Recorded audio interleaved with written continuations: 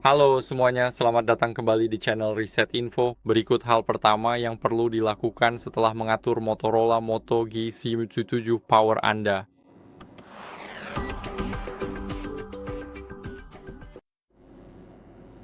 Jadi pertama kita akan terhubung ke Wi-Fi. Ini adalah hal terpenting, Anda benar-benar harus melakukan ini. Mari kita masuk ke pengaturan dan saya akan cepat menurunkan kecerahan untuk kalian. Mari kita masuk ke pengaturan dan pergi ke jaringan dan internet.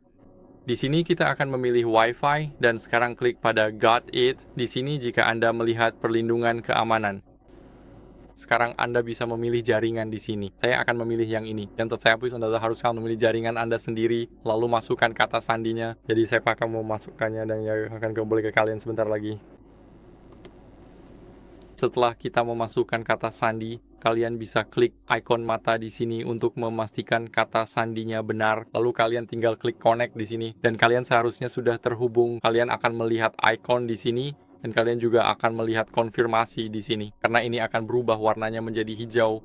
Sekarang mari kita keluar dari menu jaringan dan internet. Selanjutnya yang akan kita lakukan adalah memeriksa pembaruan perangkat lunak. Jadi gulir ke bawah, lalu masuk ke pembaruan sistem sekarang. Dan di sini klik cek pembaruan. Ini akan memeriksa apakah kita sudah menggunakan versi terbaru. Kita harus menggunakan versi terbaru dari perangkat lunak kita. Kalau tidak, itu sangat buruk dan jelas kita tidak menginginkannya. Selanjutnya yang akan kita lakukan adalah menambahkan akun Google. Jadi kita akan membuka Play Store, klik masuk di sini, lalu masukkan email kita.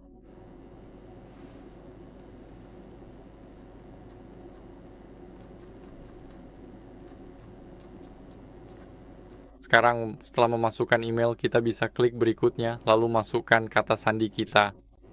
Jadi saya akan kembali sebentar lagi setelah saya memasukkan milik saya. Sekarang setelah memasukkan kata sandi, Anda akan melihat layar seperti ini.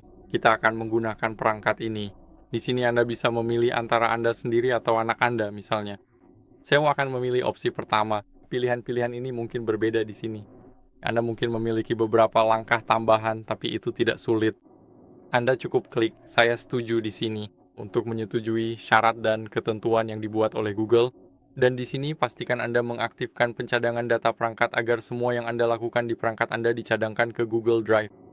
Dan jika Anda mengganti ponsel, maka prosesnya akan jauh lebih cepat dibandingkan memindahkan langsung dari ponsel ini ke ponsel lain. Sekarang yang perlu kalian lakukan di sini adalah memperbarui aplikasi kalian. Jadi klik avatar kalian di bagian atas, masuk ke aplikasi Endgame saya, lalu klik pembaruan yang tersedia di sini. Saya punya 40 pembaruan yang tersedia, seperti yang bisa kalian lihat untuk setiap aplikasi yang saya miliki di sini. Kita tinggal klik di sini.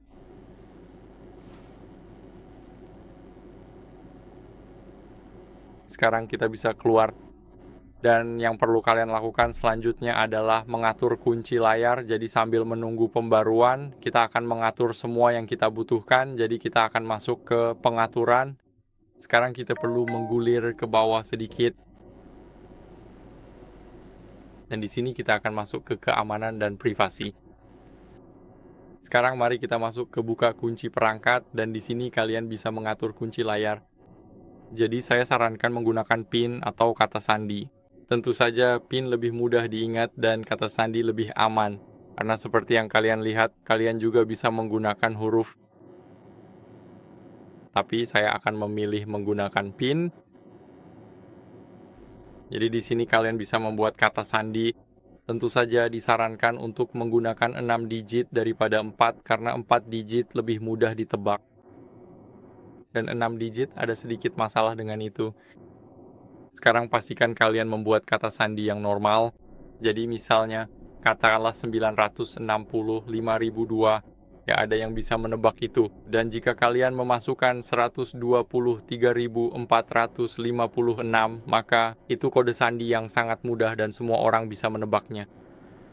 Jadi kalian jelas tidak menginginkannya. Setelah mengatur PIN, kalian akan melihat apa yang ingin ditampilkan di layar kunci. Saran saya, pilih tampilkan konten sensitif saat perangkat dibuka kunci. Saat terkunci, notifikasi WhatsApp tetap muncul di layar utama, tapi isinya tersembunyi. Detail pesan atau penelepon baru akan terlihat setelah kunci ponsel dibuka. Setelah itu, mari kita atur fitur wajah dan sidik jari kita. Jadi kita akan klik di sini. Sekarang kita akan memasukkan ulang PIN baru kita. Dan sekarang kita akan lanjut dan mengatur Face Unlock terlebih dahulu. Jadi kita bisa lanjut ke pengaturan. Kalian bisa melewati layar kunci atau fitur angkat untuk membuka kunci. Jadi ini sudah bagus. Saya akan menyesuaikan opsi kedua. Sekarang kalian perlu menyesuaikan wajah. Saya akan kembali sebentar lagi. Proses ini hanya memakan waktu 5 detik. Seperti yang kalian lihat, mungkin baru 10 detik dan kita sudah selesai. Sekarang wajah sudah ditambahkan. Kita bisa mencobanya karena kita belum punya sidik jari. Dan sekarang saya sedang melihat ke ponsel dan tertulis, dibuka dengan wajah. Jadi semuanya berjalan cukup baik. Sekarang mari kita klik di sini lagi. Mari kita masukkan PIN dan tambahkan sidik jari. Di sini kita akan masuk ke pengaturan dan di sini ada sensornya seperti yang kalian lihat. Sekarang kita ingin menyentuh dan mengangkatnya dengan lembut. Jadi ini adalah seperti yang kalian lihat, proses yang cukup lama.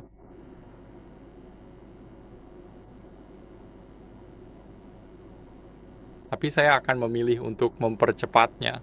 Jadi sekarang sidik jari kita sudah ditambahkan. Mari kita lihat apakah ini berfungsi. Berfungsi. Jadi tidak ada wajahnya seperti yang kalian lihat. Ini tidak terbuka. Dan ya, sekarang sidik jari kita benar-benar berfungsi. Jadi semuanya sudah diatur. Mari kita pergi ke perlindungan kedalaman. Aktifkan kunci deteksi kedalaman. Saat seseorang mengambil ponsel dan membawanya lari, ponsel otomatis terkunci. Sebelum terkunci, orang bisa saja mengambilnya. Sekarang sudah terkunci. Dan jika kalian mulai berlari dan membuat gerakan aneh dengan ponsel kalian, maka kalian bisa dengan mudah membukanya hanya dengan memasukkan kode sandi. Nah, sekarang langkah yang perlu kalian lakukan selanjutnya adalah segera membuka aplikasi Google Play Store di ponsel kalian. Di sini kita akan menunggu sampai terbuka. Dan di sini kalian bisa memilih untuk menggunakan biometrik untuk memverifikasi pembelian.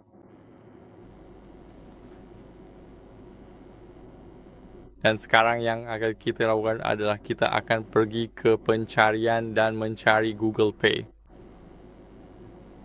Sekarang kita ingin membuka Google Wallet dan kami ingin memastikan bahwa itu terpasang di perangkat kami. Jadi seperti yang kalian lihat, sedang diinstal sekarang.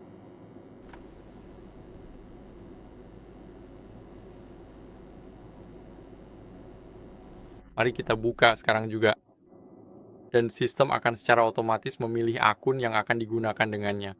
Jadi yang akan kita lakukan di sini hanyalah menambahkan kartu tersebut. Jadi di sini, izinkan Google Wallet mengirimkan notifikasi kepada Anda di sini. Kami memiliki kartu yang sebelumnya telah ditambahkan dan di sini Anda juga memiliki beberapa program loyalitas, pengembalian dana, cashback dan lain sebagainya.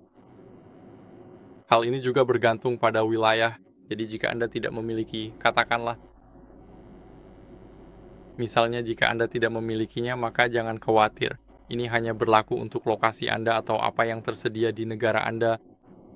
Klik plus. Di sini kalian bisa menambahkan kartu pembayaran, kartu transit, kartu loyalitas, kartu hadiah, atau memindai kode QR atau barcode dari foto. Jadi sekarang kita akan memilih kartu pembayaran. Anda dapat mengklik salah satu opsi untuk kartu yang sudah tersimpan di dompet. Namun masalahnya adalah kartu ini tidak ada di tangan saya secara fisik, jadi inilah masalahnya. Anda perlu membawa kartu Anda secara fisik untuk dapat mengakses dompet tersebut. Jadi jika kalian memiliki kartu kalian, klik kartu kredit atau debit baru. Di sini kalian masukkan nomor kartu dan kalian bisa mengetuknya dengan satu jari lalu klik pindai kartu. Jadi jika kalian menekan pindai kartu, kalian pada dasarnya akan menggunakan kamera kalian seperti yang bisa kalian lihat. Kalian akan menggunakan kamera untuk memindai nomor dan juga kode keamanannya. Jadi di sini kalian bisa memasukkan sesuatu seperti itu sebagai contoh. Sekarang meskipun itu salah, kita tetap bisa menunjukkannya. Dan seperti itulah seharusnya tampilannya. 16 digit, tanggal kedaluarsa, dan kode keamanan dari belakang atau depan kartu kalian. Lalu kalian tinggal klik simpan dan lanjutkan, dan kartu kalian akan langsung terpasang di tempat yang sama seperti kartu master saya. Setelah itu, kalian sudah siap dan bisa membayar dengan dompet kalian. Sekarang yang perlu kalian lakukan adalah masuk ke pengaturan. Dan di pengaturan tersebut, yang perlu kalian lakukan adalah masuk ke bagian baterai. Sekarang di sini, yang akan kita lakukan adalah masuk ke penghemat baterai. Di sini kalian bisa memilih mode standar atau penghemat baterai maksimum. Jadi ini akan membatasi semuanya. Di sini hanya aplikasi penting yang akan tetap aktif. Dan aplikasi lainnya akan dimatikan. Jadi misalnya kalian tidak akan bisa menonton YouTube atau berselancar di misalnya Instagram di sini. Dan di sini kalian juga bisa menonaktifkan 5G. Jadi ini sepenuhnya terserah kalian. Saya sudah menggunakan ponsel ini cukup lama. Saya selalu memilih penghemat baterai maksimum. Jadi setiap kali kalian mengaktifkan penghemat baterai, maka itu akan menghemat baterai kalian. Dan di sini kalian bisa mengaktifkan fitur mengurangi konsumsi baterai saat tidak digunakan. Dan di sini kalian bisa mengatur level baterai default yang akan pada dasarnya akan membuat penghemat daya menyala. Jadi misalnya bisa diatur ke 20-25%, dan mulai dari 25% ke bawah kalian akan mendapatkan penghemat baterai maksimum. Sekarang, yang perlu kalian lakukan selanjutnya adalah masuk ke baterai adaptif. Pastikan fitur ini aktif. Fitur ini akan membatasi penggunaan baterai untuk aplikasi yang tidak kalian gunakan. Di sini kalian bisa menggunakannya meskipun seperti yang kalian lihat, jika kalian masuk ke sini kalian bisa melihat persentasenya. Dan ini hanya memakan ruang di sini. Jadi saya tidak mengaktifkannya. Sekarang untuk perlindungan baterai, di sini kalian bisa menggunakannya dan jadwal pintar lebih baik. Seperti yang kalian lihat, fitur ini membutuhkan setidaknya 3 hari pengisian daya secara rutin untuk mempelajari pola pengisian kalian. Jadi sangat penting untuk mengaktifkan jadwal pintar karena seperti yang kalian lihat di sini, kalian bisa mengubah jam tertentu.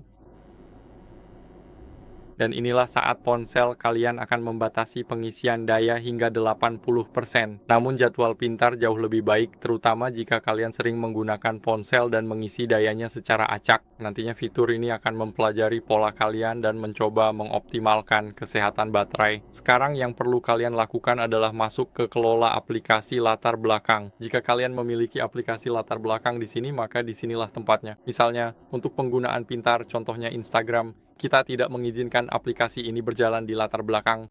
Sekarang baterai kita jadi lebih baik, dan terakhir kita punya info baterai seperti status baterai dan jumlah siklus pengisian penuh. Jadi satu siklus adalah 100% baterai kalian digunakan, dan kesehatan baterai menunjukkan berapa persen baterai yang misalnya masih tersisa di ponsel kalian, atau seberapa banyak yang masih tersisa dari baterai tersebut.